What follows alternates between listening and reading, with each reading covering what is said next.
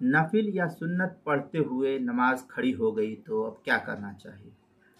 चुनांचे अगर नफिल या सुन्नत की नियत बांधे रखी थी किसी इंसान ने कि नमाज खड़ी हो गई, तो अब उसकी 3 सूरतें फुक़हा ने नकल की है। पहले ये कि अगर उसने अभी 2 रकात पूरी नहीं की है तो फ़ौरन नमाज न तोड़े, बल्कि 2 रकात पूरी करके सलाम फेर करके नमाज में शरीक हो जाए।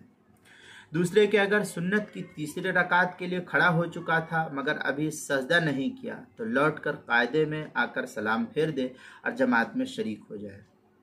तीसरे के अगर तीसरी रकात का सजदा भी कर लिया तो अब चौथी रकात पूरी करके ही जमात में शरीक हो जाए। ये जो है 3 सूरतें फुक़हा ने नकल की है, जिसको फतवा शाम में नकल किया गया है।